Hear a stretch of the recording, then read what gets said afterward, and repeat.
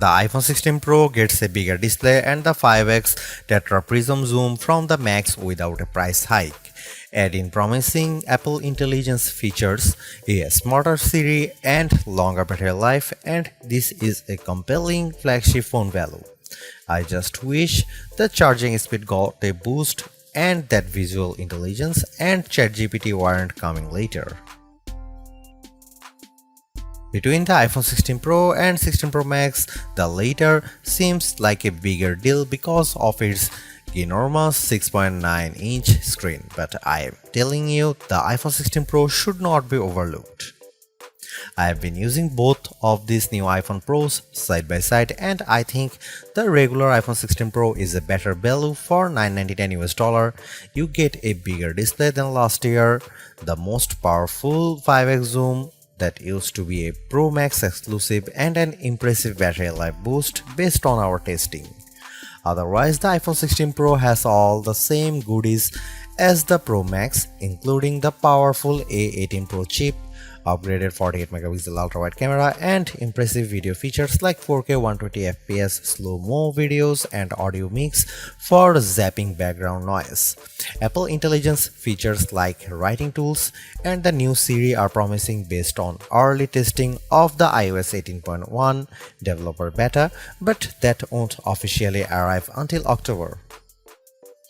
As you will see in my iPhone 16 Pro review, this is ounce for ounce one of the best phones you can buy and the best iPhone for power users on a budget, even if there's not a truly wow feature yet for Apple Intelligence yet. The iPhone 16 Pro goes on sale September 20 and starts at $999 US for 128GB of storage. It's worth noting that the iPhone 16 Pro Max features 256GB of capacity in its base model. The good news is that you can get 256GB of storage for $100 less than the iPhone 16 Pro Max, and you get the same max storage option of 1TB for those willing to really splurge.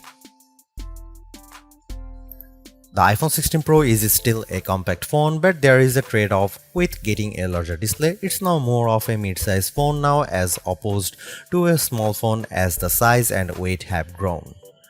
This handset measures 5.89 by 2.81 by 0.32 inches and weighs 7.03 ounces, compared to 5.77 by 2.78 by 0.32 inches and 6.6 ounces for the iPhone 15 Pro.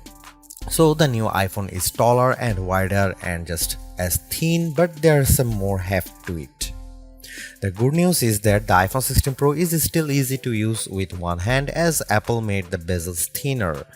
The design should be more durable too, as Apple claims that the ceramic shield display is 50% tougher. Plus, the band is still made of titanium, which is more durable than aluminum. The iPhone 16 Pro colors aren't very flashy compared to the regular iPhone 16. There's white titanium, black titanium, natural titanium, and the new desert titanium, which is like a soft rose gold. I prefer the desert hue because it looks new. Don't expect much new from the iPhone 16 display. The only real news beyond the size increase to 6.3 inches for this OLED screen is that it can get dimmer. The minimum is now just 1 nit. I put the two phones side by side in a dark room and I noticed the difference immediately. What's the benefit? You can use your phone in bed without disturbing your partner, and if you are using standby mode, the iPhone 16 Pro won't be as bright when you are using it overnight as an alarm clock. Otherwise, you get the same 120Hz refresh rate on this Pro Motion display and the same max brightness. Apple claims a peak brightness of 2000 nits outdoors and 1600 nits for HDR content. We simulate outdoor conditions with a flashlight and the iPhone 16 Pro reached 1553 nits. That's higher than the Galaxy S24 Ultra but way behind the Google Pixel 9 Pro.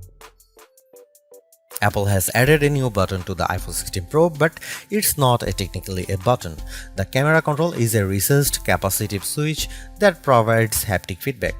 Press once to launch right into the camera and press again to snap a photo. It's simple and works well in landscape and portrait mode. I found it easy to launch straight into the camera, and I like that you can press and hold the camera control to record a video. Though, if you take your finger off the button, the video stops. I wish you could customize that. The camera control has a lot of tricks, including the ability to zoom in and out by sliding your finger left and right on the button, and a soft double press launches a mini menu. You can scroll through to tweak things like exposure, depth, and choose photographic styles.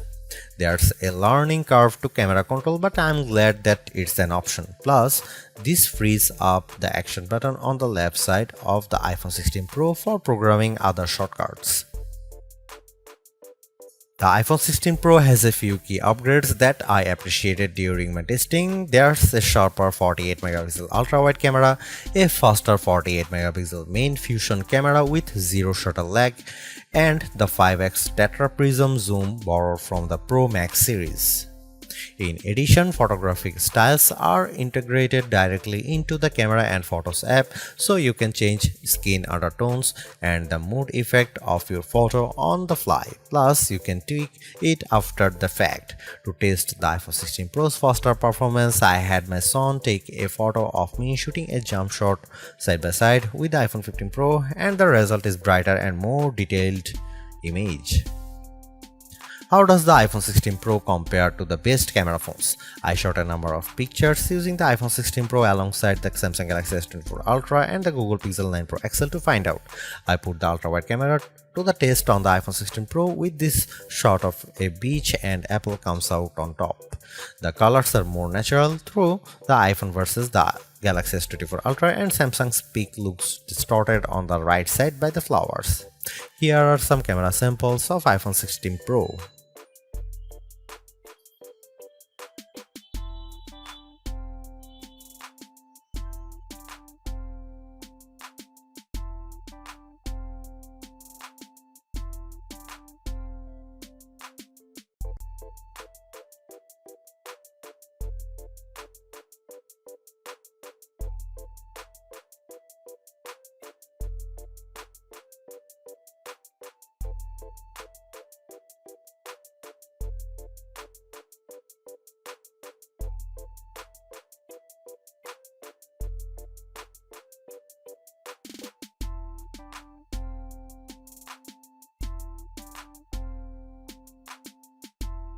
Hey Siri, are you smart yet? Apple Intelligence isn't officially coming to the iPhone 16 series until October, but I was able to try out some of this feature ahead of its official launch as part of the iOS 18.1 developer preview. Writing tools can be fairly helpful. I used it to summarize a long note in the Apple Notes app and it came up with a useful summary. I also had fun with writing tools trying to rewrite an email I purposely wrote in a root tone, choosing the professional option, and the result was indeed closer to what I would usually send. I also used Apple Intelligence to look up how to do various things on the iPhone and get back step-by-step instruction for how to screen record on your iPhone, so you'll definitely spend less time looking up how to at online. On the Photos front, my favorite Apple Intelligence feature is Memory Movie. You can give the Photos app a prompt like a beach memories through the years with an upbeat soundtrack, and you will see the AI go to work sifting through all your photos and videos, and the end result was pretty satisfying, fittingly ending with a sunset peak. While it's overdue, I appreciate that the iPhone 16 Pro has a clean up button, which is basically Google's Magic Eraser on iOS. Apple's version of this feature is smart enough to identify objects or subjects you might want to remove, and it works quickly. But the feature struggled in some cases to completely erase what I didn't want in the frame. Siri is definitely the biggest upgrade with Apple Intelligence. It's a lot more conversational and forgiving of mistakes as we speak. For example, I was able to correct a timer from 10 minutes to 5 minutes on the fly and Siri got it right. The new Siri in Apple Intelligence is also better with follow-up questions. For example, I could ask about the weather today and then say, how about the rest of the week? And I got an extended forecast. Siri was also smart enough to answer who do the Yankees play next and what are the odds in succession. Though it couldn't tell me who the starting pitcher was, I got several links instead. Another plus is that you can talk to Siri just by typing. You tap the bottom of the iPhone 16 Pro to enter your query, which comes in handy when you can't talk. Siri is definitely getting better, but it doesn't have that wow factor that you will experience with Gemini Live Voice or GPT-40 Voice, where it feels like you are having a real conversation with a chatbot. The iPhone 16 Pro packs Apple's new A18 Pro chip built on 2nd generation 3nm tech as well as 8GB of RAM. Based on our testing, it is indeed the fastest chip around, but not on every test. When I played Resident Evil Village, I was scared as I made my way down a snowy path and stumbled upon some dead birds. The graphics are console grade. I also got to play the Infinity Nikki game, which was in beta, and the lighting and water effects were very impressive.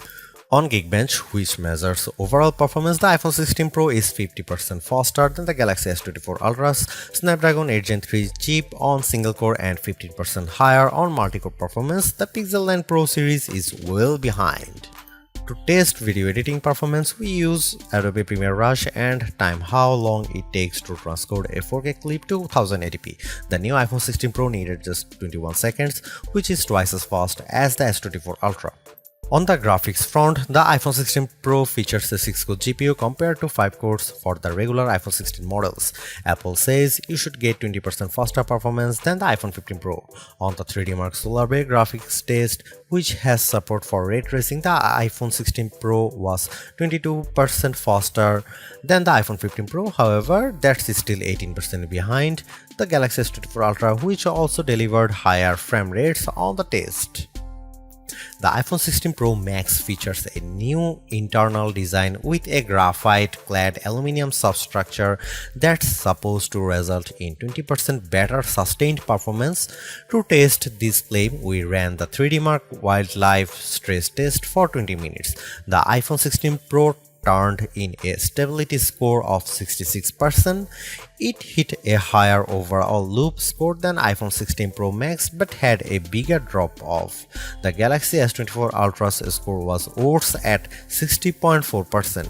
Interestingly, the iPhone 16 Pro Max turned in a stronger stability score of 84%, which is better than the 75% from the iPhone 15 Pro Max. Overall, the iPhone 16 Pro is arguably the best flagship phone under $1,000. You get the same excellent cameras as the iPhone 16 Pro Max for $200 less, and I think the screen is big enough at 6.3 inches while being easy to use with one hand. I also like the improved battery life, handy camera control, and compelling audio mix feature for videos. The Apple Intelligence capabilities such as writing tools, the new Siri, and cleanup show promise, but some of the more exciting features like ChatGPT integration, image playground, and the Google Lens like visual intelligence are coming later. In terms of the competition, I think the Galaxy S24 Plus and Google Pixel 9 Pro have more compelling AI features right now, but I prefer the camera system from the iPhone in many cases and the extra performance from its A18 Pro chip. Should you upgrade to the iPhone 16 Pro? If you have an iPhone 13 Pro or older phone, I'd say yes. And if you have an iPhone 14 Pro, I'd say wait to see how well Apple Intelligence works once it fully rolls out before you buy.